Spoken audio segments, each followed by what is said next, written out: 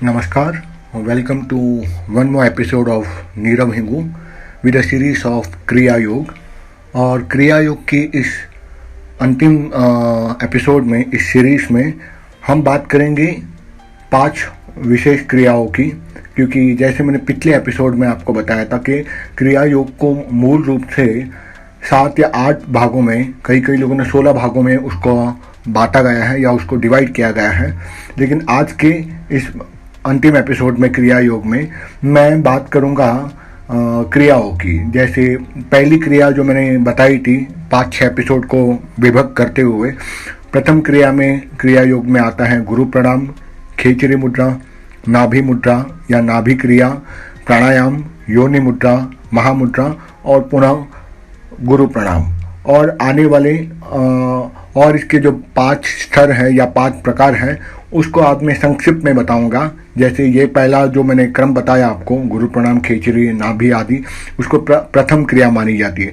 उसी प्रकार से दूसरी, तीसरी, चौथी, पांचवी, छठी, इस प्रकार से 6 क्रिया मानी गई है, यानी 6 भागों में उसको विभक्त किया गया है। और ये मेरे द्वारा कोई बताई गई वस्तु नहीं है, ये श्री महेश्वरी प्रसाद दुबे जो एक सच्चे क्रियावान निष्ठावान क्रिया योगी रहे, जो श्रीमद पंचानन भट्टाचार्य के शिष्य रहे। और पंचानन भट्टाचार्य ये श्री लाहरी महाशय के प्रमुख शिष्यों में से एक माना गया है।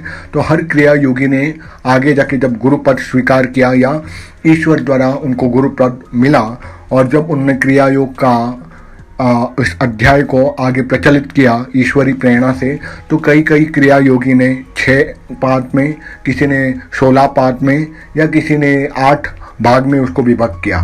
तो आज हम बात करेंगे जो पंचानन भट्टाचार्य के जो शिष्य हैं महेश्वर प्रसाद दुबे जी, उन्होंने बताया कि 6 भाग में क्रिया योग की संपूर्ण क्रिया विभक्त की जाती है। तो आने वाले ये समय में मैं 2 से लेकर 6 क्रिया का भाग को मैं आपके सामने उपस्थित कर रहा हूँ। तो पहली क्रिया तो बता चुका हूँ, अब आती है दूसरी क्रिया या जिसको कहते हैं द्वितीय क्रिया। यह हृदय ग्रंथि की भेदन की क्रिया मानी गई है। इसमें वासुदेव मंत्र के साथ प्राणायाम के कौशल्य के हृदय को केंद्र करके कुंभक द्वारा ग्रंथि भेदन किया जाता है। श्री लाहरी महाशय इसको नमस्कार क्रिया भी कहते हैं। इसकी संख्या 200 प्राणायाम है। यह क्रिया बड़ी ही उपयोगी क्रिया है और जो साधक या भक्त भक्तिपूर्वक इस पूरी क्रिया को संख्या को 1 वर्ष या इससे भी कुछ अधिक काल तक यदि कर लेता है तो उसे अन्य क्रियाओं को करने की बड़ी आसानी हो जाती है। और इस क्रिया से कुंभक की पर्याप्त वृद्धि होती रहती है तथा हृदय ग्रंथि पर कार्य होता है। हृदय में वासुदेव का स्थान है, अतः वासुदेव मंत्र को व्यापक रूप से करने से यह क्रिया संपन्न की जाती है। तीसरी क्रिया, जिसको तृतीय क्रिया भी कहते हैं, यह द्वितीय क्रिया का विस्तारित स्वरूप है। श्री लाहरी महाशय ने इसे ठोठर क्रिया भी कहते थे। द्वितीय क्रिया की परिपक्वता आने के पश्चात इसको करने में और भी आसानी होती है। एक प्राणायाम में कुंभक के साथ साथ में 21 संख्या को प्रतिदिन 1 करके बढ़ाकर इसको भी 200 की संख्या तक किया जाता है। हृदय ग्रंथि की द्वितीय क्रिया में जो कार्य बाकी रह जाता है उसे पूर्ण करने के लिए इस तीसरी क्रिया का विधान रखा गया है। हृदय ग्रंथि भेद हो जाने पर सारे संशय समाप्त हो जाते हैं और साथ ही साथ संकल्प विकल्पों की जो संख्या है वह कम हो जाती है। गीता में इसी क्रिया को ध्यान में रखकर भगवान श्री कृष्ण ने एक श्लोक कहा है जिसका भावार्थ है, हे अनंत वीर्य अमित विक्रमी, हे सर्वात्मा, आपको आगे पीछे और चारों ओर से प्रणाम करना है। आप सर्वव्यापी और सर्वस्वरूप है। तृतीय इस प्रकार की जो क्रिया होती है, इस क्रिया का जो क्षेत्र है वो है आज्ञा चक्र और हृदय चक्र, जिसको अनाहत चक्र भी कहते हैं। अर्थात यदि हृदय चक्र ग्रंथि का प्रमाण साधक को कुटस्थ के बिंदु भेद में जानना चाहिए तो उसको यह क्रिया जरूर करनी चाहिए। मतलब कि यदि हृदय ग्रंथि आपकी भेदन हो गई है तो आप कुटस्थ के बिंदु को, कुटस्थ के बारे में मैंने लास्ट एपिसोड में विस्तार से कहा था, उसकी मैं लिंक डिस्क्रिप्शन में डाल दूंगा। आप वहाँ जाके कुटस्थ के बारे में जान सकते हैं, कुटस्थ क्या है, थर्ड आई क्या है। तो मैं कह रहा था आप कुटस्थ के बिंदु को भेद करिए, या जो कि कुटस्थ के नक्षत्र के ग्रह प्रदेश में प्रवेश कर जाएंगे और साथ ही साथ बृहस्थ कुटस्थ का स्वरूप भी आपको दिखाई देगा। और योगियों के विचार से यही हृदय ग्रंथि का भेद है। चौथी क्रिया, इस क्रिया में मन बहुत ही सूक्ष्म होकर सुषुम्ना में प्रवेश करता है और सुषुम्ना में उसकी प्राण क्षेत्र में स्थिति कर लेती है। इसमें अनाहत ध्वनि का आप स्पष्ट रूप से उच्चारण सुन सकते हैं जो ब्रह्मांड में विस्तारित है। साधक लय की ओर अग्रसर होता है और यह क्रिया करते समय साधक का या योगी का श्वास एकदम श्वास रहित अवस्था को प्राप्त हो जाता है और मन ऊपर की ओर शून्य में अटक जाता है। इससे दूसरी और तीसरी क्रियाओं की उपलब्धि के साथ ही और अधिक परिकृष्ट हो जाने के बाद ही किया जाता है और इसमें देवी देवताओं के दर्शन भी होते हैं। इसकी संख्या को प्राणायाम के स्वरूप में 36 की मानी गई है। चौथी क्रिया की बात कर रहा हूँ। और अब आती है पंचम क्रिया। पंचम क्रिया चतुर्थ क्रिया का एक सूक्ष्मतम स्वरूप है। चतुर्थ के क्षेत्र के पूरे क्षेत्र को सूक्ष्म करके इसमें और भी अधिक तन्मयता के साथ प्राण के शीर्ष भाग को उड़ान वायु के साथ जब संयुक्त करते हैं तब यह पंचम क्रिया मानी जाती है। और यह क्रिया चतुर्थ क्रिया यानी चौथी क्रिया से भी विशिष्ट है और इसमें मन और अधिक सूक्ष्म होकर स्थिर तत्व को प्राप्त होता है। इस क्रिया में ऊपर के 3 चक्रों का क्षेत्र माना गया है या क्षेत्र आता है। पंचम क्रिया की संख्या भी चौथी क्रिया की बराबरी होती है। इस क्षेत्र में भगवान वासुदेव का साकार और साक्षात दर्शन होता है। साधक को वासुदेव दर्शन जब होता है तो उसे आनंद की सीमा नहीं रहती। उसको अपने अनेक जन्मों का साक्षात्कार भी दर्पण के भांति उस प्रतिबिंब में समान रूप से होने लगता है, क्योंकि सामने उसी समय वासुदेव का मनमोहक दृश्य भी उपस्थित हो जाता है, अतः उसका ध्यान उधर खींच जाता है। उस समय साधक के अंदर गुरु भक्ति का यथार्थ स्वरूप प्रकट होता है और यह रूप दर्शन भी अंत में उसी निराकार जैसे लय में समाप्त हो जाता है। परंतु अत्यंत आनंददायक होने के कारण अधिकांश साधक या योगीगण उसी तरफ अधिक खींच जाते हैं और अंत में साकार के भक्ति के मार्ग को अपना लेते हैं। यद्यपि इस प्रकार का अनुभव बहुत ही विरले साधकों को भी कम काल में मिलता है और मिलता भी है, तथापि यह जब भी होता है तो इसी क्षेत्र में आपको अनुभव होता है। माहेश्वरी जी कहते हैं कि उनका यह अनुभव छठे या सातवीं क्रिया के बाद हुआ था और यदि इस काल में साधक थोड़ा एकांतवास करके अपने मन को सब ओर से हटा लेता है और स्त्री संग से पूर्ण नियंत्रण प्राप्त कर लेता है यानी संपूर्ण ब्रह्मचर्य पालन करता है, तो इस क्रिया काल में साकार दर्शन का आनंद वो प्राप्त कर सकता है। चतुर्थ और पंचम क्रिया में आज्ञा चक्र में स्थिति बढ़ती है और शरीर सूक्ष्म शरीर से आपका जो शरीर है आपका मन है वो सूक्ष्म शरीर में संपर्क स्थापित होता है। अंतिम क्रिया षष्टम जिसको कहते हैं, यह षष्टम क्रिया थोड़ी कठिन है। इसमें ईड़ा और पिंगला की चंचलता से मन का प्रत्याहार होता है। साधक ईड़ा पिंगला में प्रवेश करके उसकी चंचल वायु पर अधिकार पाने की चेष्टा करता है। ईड़ा पिंगला का भरपूर मंथन करने पर उसमें बारंबार मन में प्रवेश करने की प्रवृत्ति संयमित हो जाती है। इस संयम से उसमें राजसी और तामसी गुणों का ह्रास होने लगता है और इसी काल में साधक को सांसारिकता से पूर्ण कार्य न करके उसमें बड़ी सहूलियत प्राप्त होती है, यानी कहीं न कहीं सांसारिकता में रहते हुए भी अपने आप को बैलेंस कर पाता है।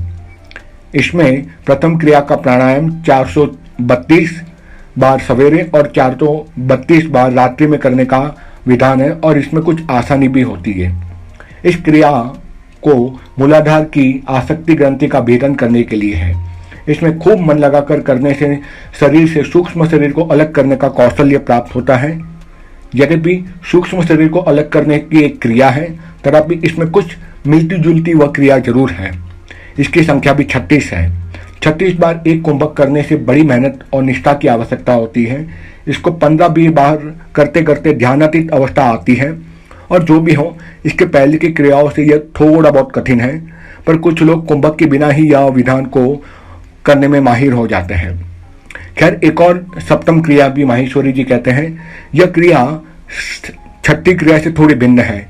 इसमें 200 तक जप करने का एक कुंभक का प्रकार है और इस षष्टम क्रिया और सप्तम क्रिया का मूलाधार ग्रंथि का भेदन करने के लिए है। इसमें छठे क्रिया के द्वारा जो कार्य होता है उसमें कुछ छूट जाता है और इससे यानी इस सात्विक क्रिया से एक पूरी क्रिया संपन्न होती है। इसमें आज्ञा चक्र में अच्छी स्थिति प्राप्त होती है और इसमें भी एक प्रकार का प्राणायाम ही है और एक ही प्राणायाम में द्वितीय प्राणायाम के बाद सारी क्रियाओं को वो आसानी से कर सकता है। परंतु इसमें आज्ञा चक्र के जप के समय पूरी तन्मयता आ जाती है जो अन्य में नहीं होती। जो भी क्रियाएं हो उसका मूल उद्देश्य चौथी से लेकर सातवीं क्रियाओं का कुटस्थ में प्रवेश कराने का है। कुटस्थ के ऊपर कोई झंझट नहीं होता। एक बार कुटस्थ में प्रवेश हो गया तो उधर फिर उस सूक्ष्म शरीर और अहंकार से स्तर पर ले जाती है और यहाँ तक भी कहा गया है कि जहाँ तक मन रहता है वहीं तक यह क्रिया ही होती है। मन प्राण के साथ संयुक्त हो जाने के पर प्राण यानी उस आत्मा को कोई रुकावट नहीं आती। वह विभिन्न स्तरों को आराम से पार करता हुआ उस ब्रह्म मंडल में चला जाता है।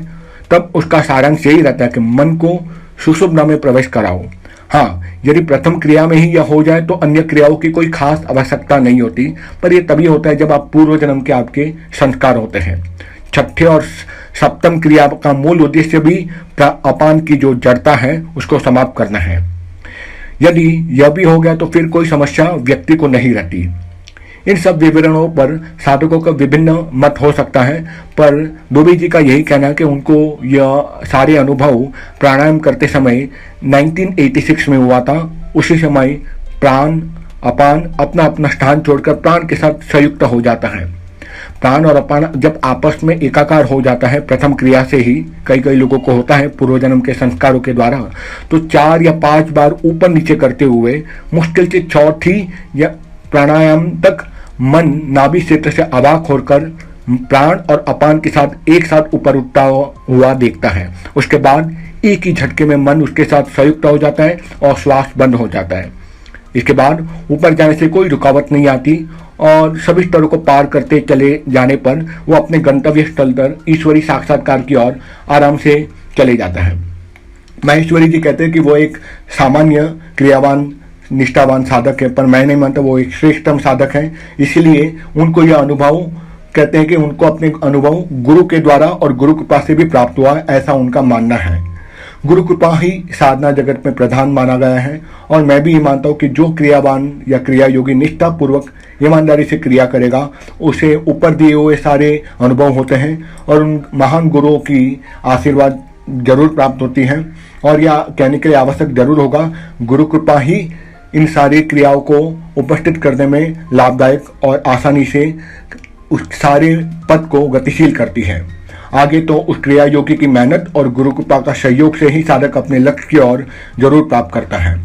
अतएव क्रियावानों को यही परामर्श है कि निष्ठापूर्वक क्रिया योग का अभ्यास करें और अभ्यास में थोड़ी भी शिथिलता नहीं आ पाए, क्योंकि ये शिथिलता आती है तो सांसारिकता के कारण, पूर्व जन्म के संस्कारों के कारण, और साथ साथ खान पान में कोई विशेष प्रावधान नहीं बताया गया है। यदि फिर भी संभव हो तो क्रिया योगी को चाहे कि वो नॉनवेज मांस मछली का सेवन ना करे, शराब ना पिए, ठीक है, और ब्रह्मचर्य का पालन करे। और यदि इससे पहले भी अभ्यास हो तो धीरे धीरे इन सारी यम नियम का पालन करते हुए सारी नकारात्मक चीज़ों को छोड़ते रहे, क्योंकि खान पान पर और ब्रह्मचर्य से पालन करने से मन स्थिर होता है और मन के स्थिर होने पे बुद्धि भी स्थिर होने लगती है।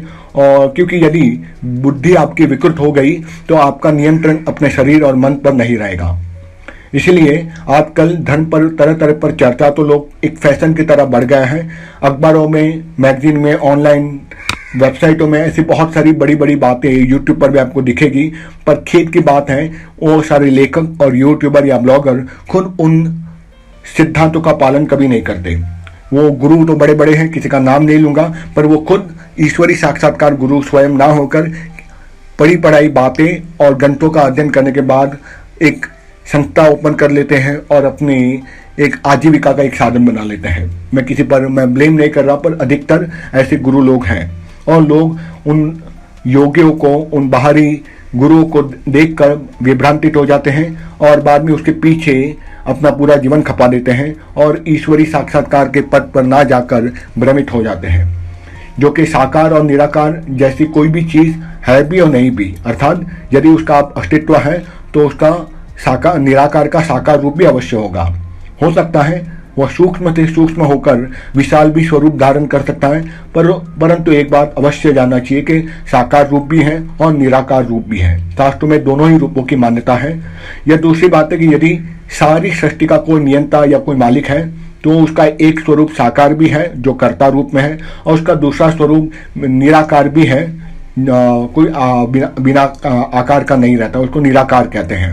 अतएव वो अविनाशी परब्रह्म अगर अपने आप को निराकार रूप में व्यक्त कर सकता है तो साकार रूप में भी वह अपने आप को व्यक्त कर सकता है। हमारे वेदांत में परमात्मा को अविनाशी और निराकार बताया गया है।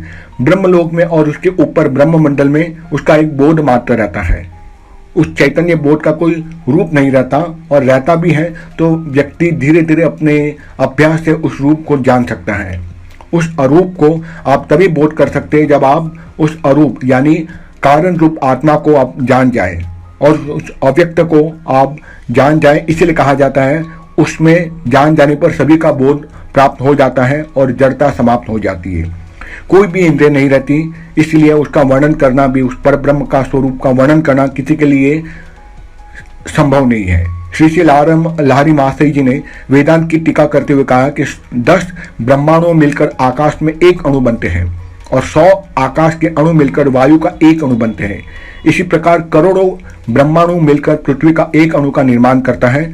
अब आप खुद अनुमान लगाइए कि वह अणु क्या है, अर्थात वह होते होते हुए भी कुछ नहीं है। और आज का विज्ञान पृथ्वी का एक अणु और परमाणु को लेकर ही परेशान है, और उसे करोड़ों भाग की आप कल्पना ही कर नहीं पाएंगे, वो तो क्या कोई भी साइंटिस्ट नहीं कर पाएगा। इसलिए साकार का रूप नारायण का जो दिखाई पड़ता है वो भी दिव्य दृष्टि से हमारी सूक्ष्म शरीर में हम देख पाते हैं, यानी उस स्तर पर पहुंचने के बाद क्रिया योग का अभ्यास करते हुए। और उस रूप का वर्णन भी पूर्ण रूप से संभव नहीं हो पाता। वह प्रकाश का बना हुआ मायामयी रूप केवल भक्तों को आनंद प्रदान करने के लिए परमात्मा धारण करता है, और उसको देखते देखते साधक अपने आप में लीन होते हुए उस निराकार परब्रह्म में एकाकार हो जाता है।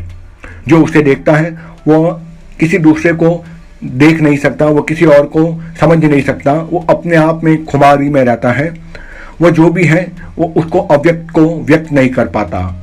यदि आप आत्मा के साथ संयुक्त हो जाए तो वह निराकार आत्मा ही उस आत्मा यानी उस परमात्मा का साक्षात स्वरूप को प्रकट करती है। जो कि ये बातें बहुत हाई एंड और फंडा लगती हैं, लेकिन ये अनुभव की बातें हैं। आप इस स्थूल शरीर में इंद्रिय बोध के साथ उस तत्व को, परमात्मा को नहीं समझ सकते। अतएव साधना करके स्वयं ये पता करें कि यह साकार क्या है, निराकार क्या है, और उसको पुस्तक पढ़कर और उस पर बहस करके बातें करना बेकार है। और इसीलिए क्रिया योगी को यही एकमात्र उपदेश दिया जाता है, आप अधिक से अधिक क्रिया योग की साधना कीजिए, जिससे आप इन सारे अनुभवों को, जो मैंने अपने 5-6 एपिसोड में दुबे जी के अनुभव को आपको बताए हैं उनके पुस्तक से, ठीक है, तो आप जान पाओगे कि इसका क्या मतलब है। जहाँ तक अद्वैत का सवाल है, हमारे विचार से कोई भी विवाद नहीं है, क्योंकि सब एक ही परब्रह्म की ओर लेके जाते हैं। विधान अलग अलग है, भक्ति मार्ग है, ज्ञान मार्ग है, लेकिन अंतिम परिचय तो ईश्वर ही है। जब आपको परमात्मा का दर्शन हो जाता है तब वह द्वैत यानी साधक और परमात्मा दो रहते हैं, और वो द्वैत भी निकल जाता है आगे जाके जब आप अद्वैत की स्थिति में पैर रखते हैं। परंतु वही साधक जब परमात्मा को देखते हुए उसमें लय हो जाता है तब वह अद्वैत भाव से भी युक्त हो जाता है।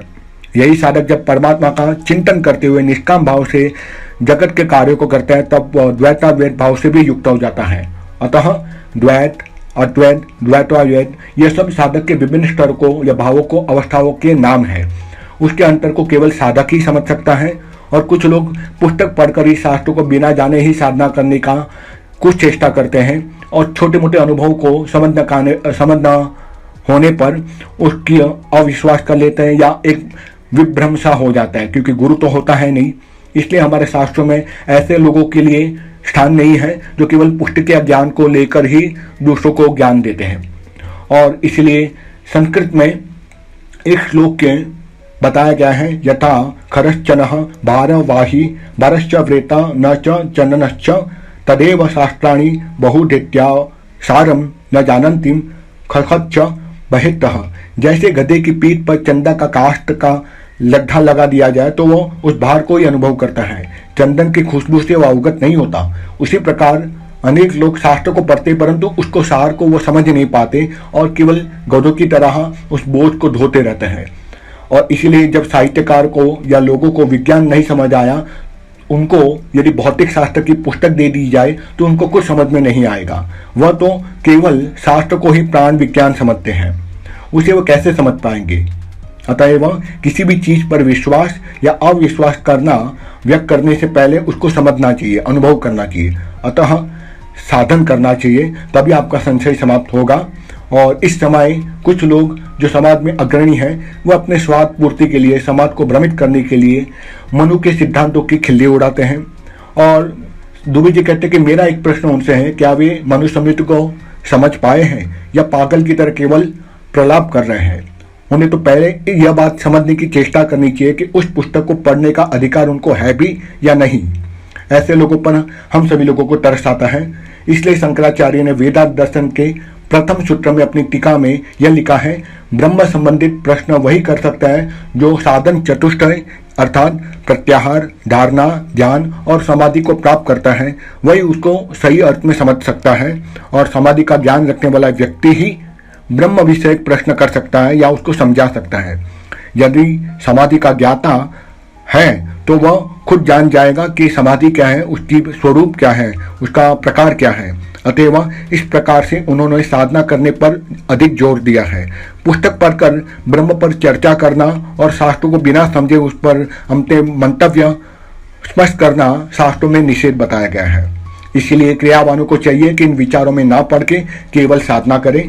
और यही शुभकामनाओं के साथ अधिक बातें ना करके मैं अपना यह एपिसोड क्रिया योग पर यही समाप्तिकरण करता हूँ। आशा रखता हूँ आपको कुछ इंसाइट प्राप्त हुई होगी, और यदि अच्छा लगे तो अपने भाइयों बहनों में इस ज्ञान के प्रचार को अवश्य प्रचारित कीजिए। मैं कोई योगी, सन्यासी या समाधिस्थ पुरुष नहीं हूँ, पर एक छोटा सा प्रयास है कि भारतीय शास्त्रों की इन पवित्र व्याख्यानों को टेक्नोलॉजी के द्वारा आप लोगों में मैं प्रचारित कर सकूं। इसी के साथ यहाँ मैं अपना एपिसोड समाप्त करता हूँ। जय हिंद,